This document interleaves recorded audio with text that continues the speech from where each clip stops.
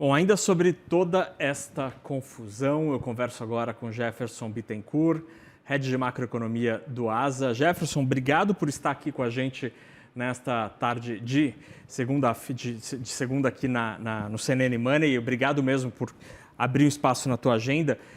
Eu queria te ouvir sobre toda esta situação que vivemos desde quinta-feira à tarde.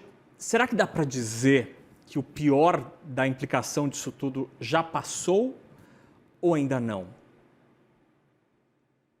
Fernando, muito obrigado pelo convite, um prazer estar aqui conversando contigo. Eu acho que não, acho que longe disso. E eu acho que a gente precisa depurar algumas coisas nessa sequência de eventos.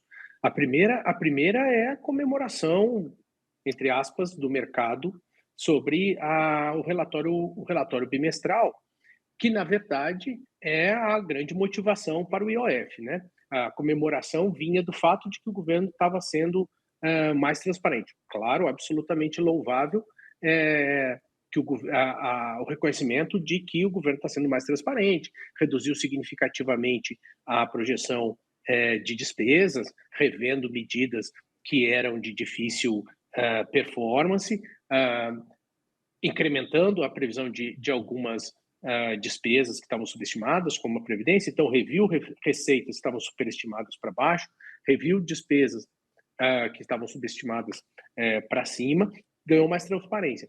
Mas, assim, em última instância, a notícia que veio no relatório trimestral não é uma notícia reconfortante do ponto de vista fiscal. Ela foi mais transparente, mas a gente teve mais transparência sobre uma notícia ruim. O governo revisou a projeção oficial de déficit primário de 14,6 bilhões de superávit para um déficit de 51,7.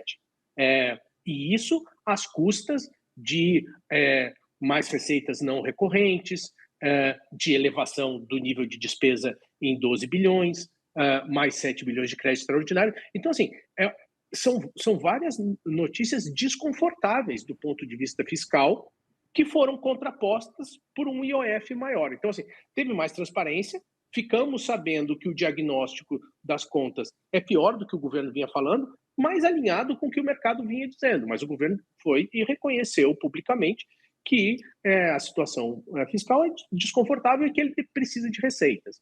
E ante essa dificuldade, a solução foi o IOF. E o IOF aí também tem sinais importantes. O IOF, a opção pelo IOF para arrecadar este montante que a gente está falando, né, mais de 40 bilhões anualizado, significa que o governo meio que percebeu que ele não consegue obter esse nível de arrecadação em acordo político com o Congresso Nacional. Ele disse assim, com o Congresso eu não consigo mais, eu vou tentar com as armas que eu tenho, que eu posso usar sozinho, que é o IOF, e que é um imposto que traz muitas distorções. Então, o custo da gente ganhar, a gente ganhou transparência a que custo? Ao custo de gerar ruídos em vários mercados importantes, o mercado de seguros, o mercado de câmbio, o mercado de crédito. A gente pagou caro para receber as notícias desconfortáveis do relatório bimestral.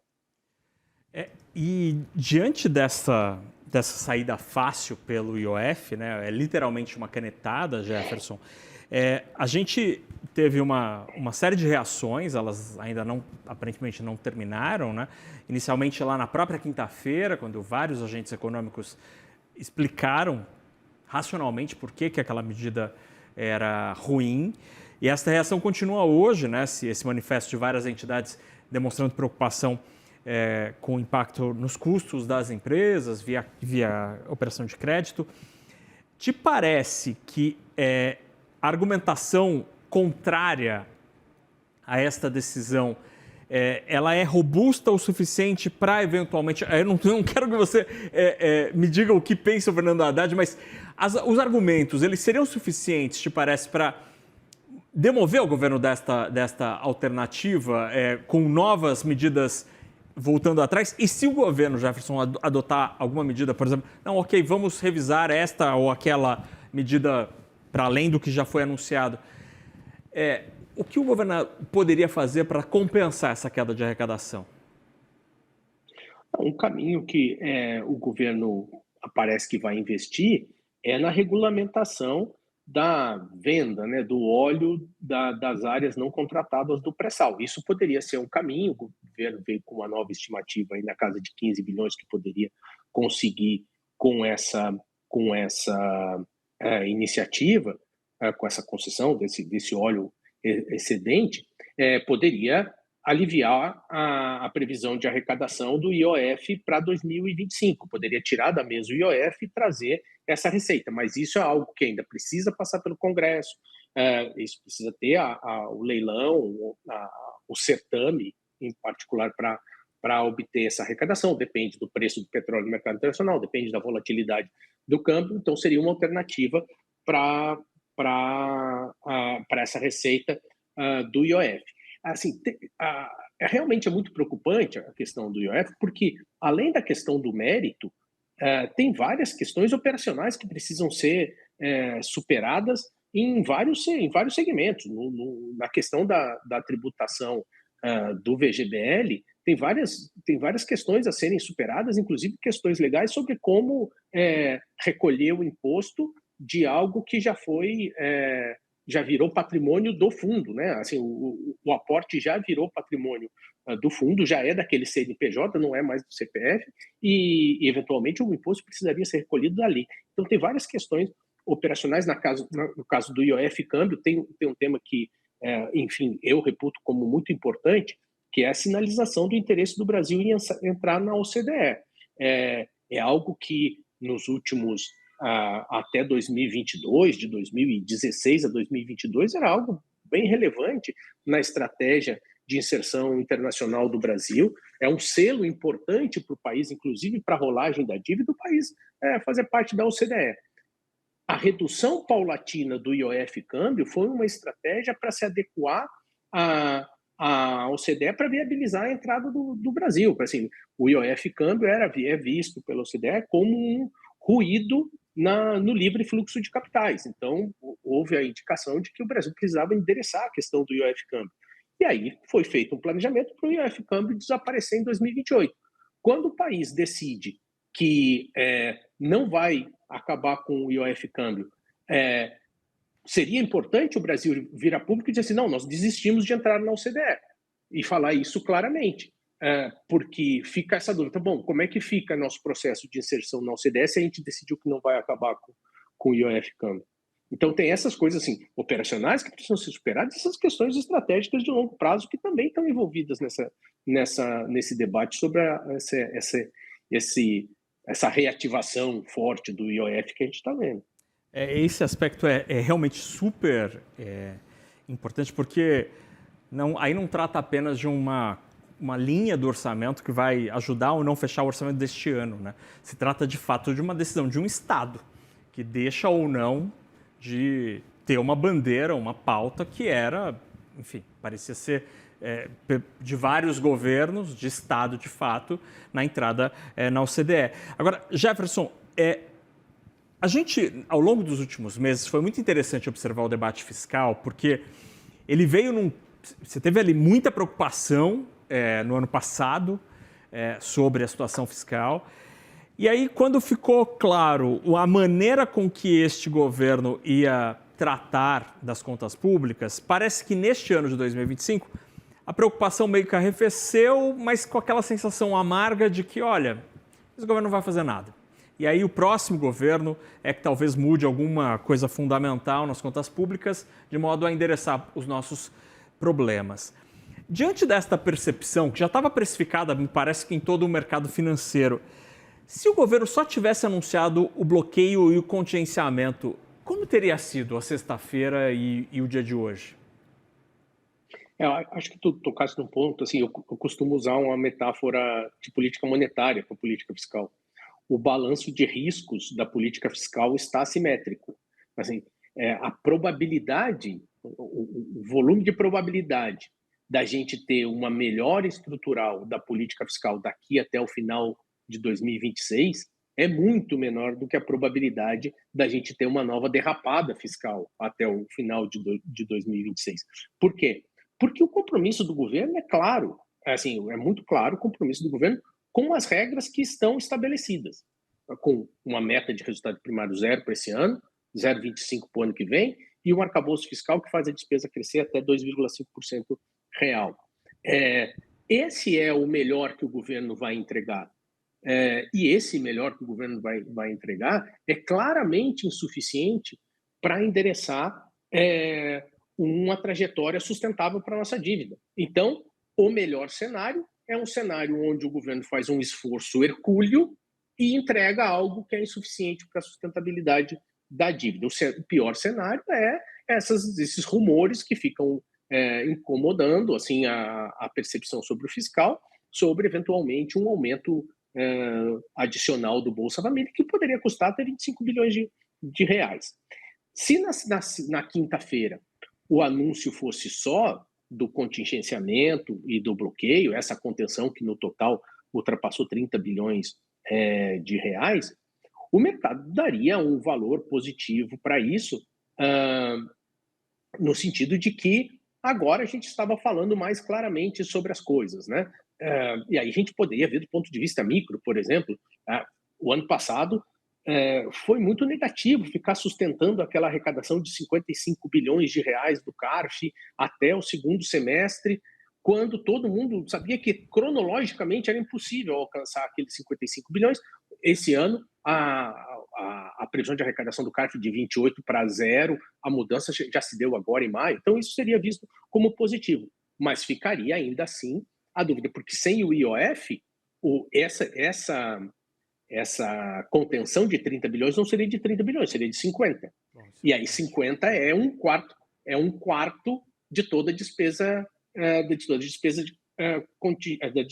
a despesa discricionária.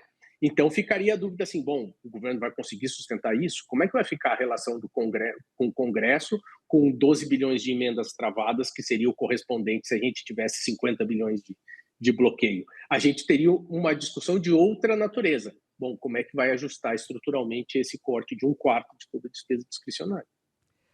Sensacional. Jefferson, diante do que sabemos até agora, para onde te parece que vai o debate fiscal na equipe econômica e com o mercado financeiro, com os investidores que acabam financiando esta dívida pública? Você espera algum espaço de discussão construtiva, do tipo de medidas a serem tomadas, ou de fato ficou tudo para depois das eleições do ano que vem? Eu acho absolutamente improvável que a gente tenha, sem uma deterioração adicional, por exemplo, do cenário internacional, que a gente vá se debruçar sobre melhoras estruturais da situação fiscal daqui até 2026. Como eu disse, eu acho que essa questão do balanço assimétrico dos riscos fiscais está meio consolidado no mercado e o que poderia motivar uma revisão mais estrutural seria um choque adverso de onde provavelmente viria que provavelmente viria do cenário externo. Mas sem esse choque, sem essa deterioração adicional do cenário, eu acho que a discussão do fiscal vai ser pautada, vai ser mais do mesmo que a gente está vendo nos últimos anos. Medidas pontuais, consiga um recurso não recorrente ali, fecha a conta do mês. O próprio leilão das áreas adjacentes do petróleo, esses 15 bilhões, são receitas não recorrentes. Aí tem o ano passado, teve ajuda lá dos depósitos judiciais que não foram sacados. A gente vai fazendo, esse é o esforço hercúleo que eu venho dizendo, catando recursos não recorrentes aqui e ali, entrega uma meta de resultado primário que está longe do necessário para estabilizar a dívida, e assim a gente chega até o final de 2026, torcendo para que se configure aquele cenário que a ministra Simone Tebet mencionou recentemente, que na transição do mandato que se encerra em 2026 para o mandato que começa em 2027, a gente faça exatamente o inverso do que foi feito na transição do mandato anterior para esse, que foi uma PEC que aumentou o gasto em 1,7% do PIB lá no final de 2022. Agora a gente consiga fazer uma transição fazendo exatamente o contrário, fazendo um forte ajuste fiscal entre o final de 2026 e início de 2027 para a gente começar o próximo mandato numa condição fiscal minimamente melhor. Jefferson, muito rapidamente, sim, em um minutinho. Eu conheci o Jefferson em Brasília, quando ele estava no Ministério não sei, eu não lembro mais se era Fazenda ou Economia, mas lá na Fazenda, no Tesouro. Jefferson, me conta um pouquinho, quando, por exemplo, o Tesouro tinha de anunciar alguma medida mais consistente, ali, grande, antes do anúncio, existe algum tipo de interlocução porque hoje se discute muito isso, né? Se a equipe econômica falhou ou não em ter discutido ou não medidas com os interessados, com as pessoas daquele assunto. No Tesouro, na tua experiência, no poder público, uma política pública que vai ser anunciada, ela é discutida? Como que é o protocolo normalmente? Isso depende muito das gestões, mas claramente existe um trade-off. Quanto mais se discute, mais se enriquece a perspectiva da política pública que vai ser desenhada, porque tu consegue obter várias outras versões, e corre-se o risco de que rumores sobre essas medidas comecem a ser veiculados e levando a alguma antecipação dos agentes sobre em relação às atitudes que serão tomadas. Esse trade-off existe, sempre existiu. Só que, em geral, a gente costuma fechar mais o debate para aquilo que está mais nas mãos do próprio governo. Um exemplo claro, no qual eu participei pela Secretaria de Política Econômica, foi quando a gente mudou o horizonte da meta de inflação em 2017, se eu não estou enganado. Isso era algo que, assim, teria algum peso para o mercado, mas era uma decisão estritamente do governo, que não teria um impacto setorial distinto, seria um impacto igual para todo mundo. Essa discussão a gente fechou entre poucas pessoas e saiu sem que, assim, uma discussão com um número mínimo de pessoas envolvidas.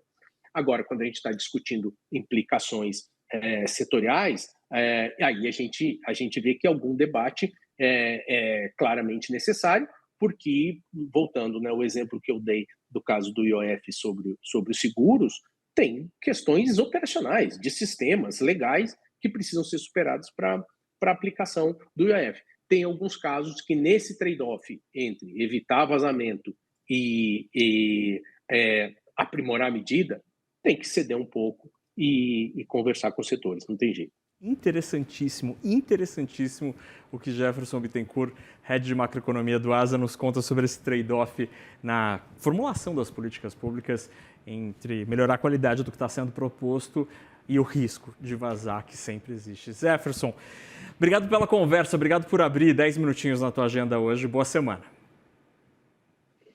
Obrigado pelo convite, sempre um prazer falar contigo. Um abração.